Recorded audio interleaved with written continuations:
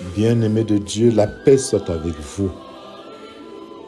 En ce troisième dimanche de l'Avent, nous entendons des appels à la joie, alors que beaucoup peuvent légitimement se poser la question « Comment être dans la joie avec tout ce qui arrive ?»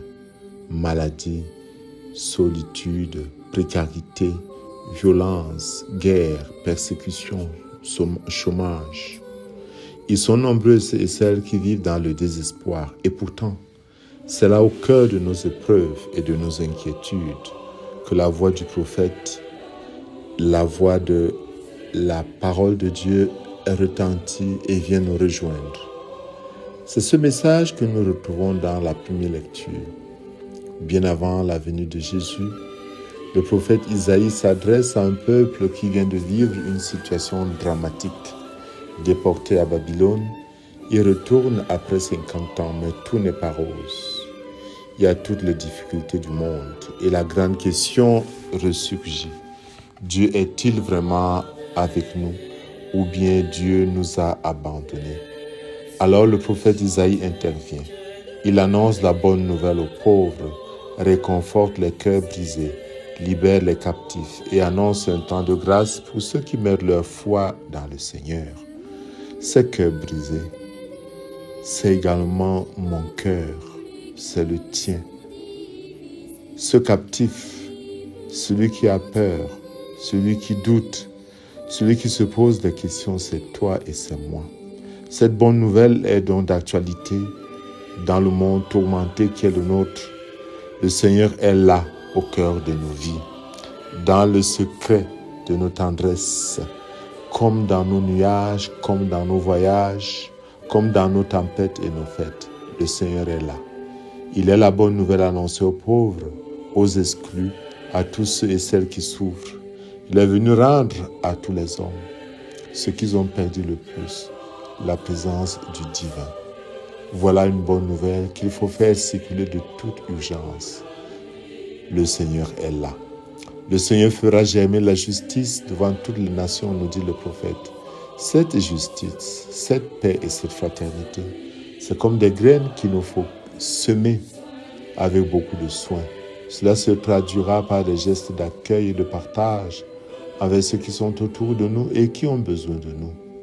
La joie chrétienne est un don de Dieu, mais Dieu ne l'accorde qu'à ceux qui remportent la victoire sur leur égoïsme et créent le bonheur pour les autres. Dans la deuxième lecture, la lettre de Saint Paul, il écrit à une communauté persécutée. Il exhorte les chrétiens à puiser aux sources de la joie qui est en Dieu, Père, Fils et Esprit Saint. Pour obtenir cette joie, il faut prier sans relâche et demander le don de cette joie, de cette paix, de cette tendresse que le Seigneur déverse dans nos cœurs. C'est important, car cette joie est avant tout un don de Dieu et Dieu est fidèle. Mais nous sommes appelés à coopérer à l'œuvre de Dieu afin que son règne arrive, par la prière d'abord. Vous l'avez entendu dans la lettre à Timothée, mais aussi dans le début du texte d'aujourd'hui. Priez sans relâche, rendez grâce en toutes circonstances. C'est là la volonté de Dieu à votre égard. Oui, bien-aimés de Dieu, par toute notre action, notamment la prière, Dieu agit dans le monde. Et ce n'est pas nous débarrasser sur Dieu des tâches qui nous reviennent que de prier. Non, c'est puiser dans l'Esprit de Dieu les ressources nécessaires en force et en imagination pour accomplir la participation que Dieu attend de chacun de nous. C'est pour cela que Paul nous recommande de prier sans cesse. Si la prière devenait une habitude dans notre quotidien, Dieu agirait davantage. Les enfants chantent. Prier, c'est la clé. Prier, c'est la grande clé. Jésus commençait en priant et terminait en priant. Prier, c'est la grande clé. Si Jésus avait besoin de prier sans cesse, qu'en est-il de nous? Oui, nous en avons davantage besoin. L'évangile de ce dimanche, par contre, est une annonce de celui qui apporte la vraie joie au monde.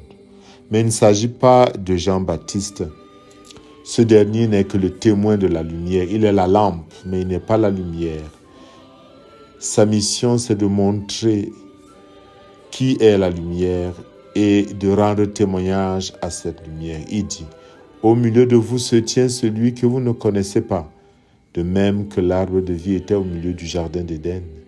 De même, Jésus est au milieu de nous et il se propose à tous et à chacun.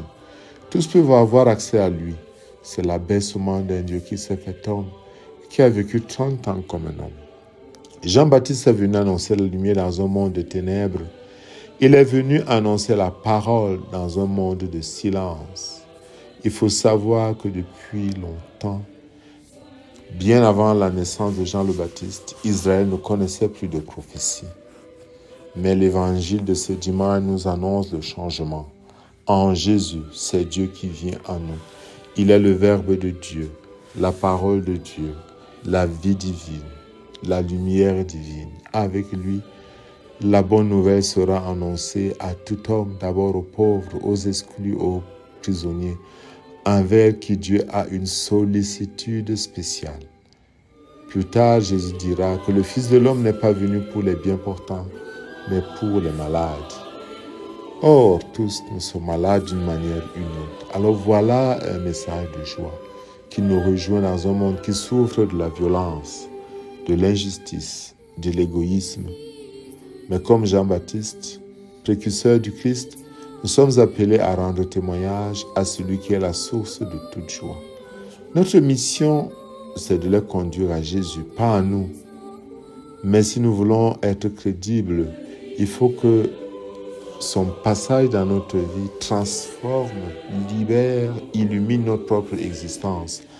Alors nous serons moins des maîtres, mais davantage des témoins.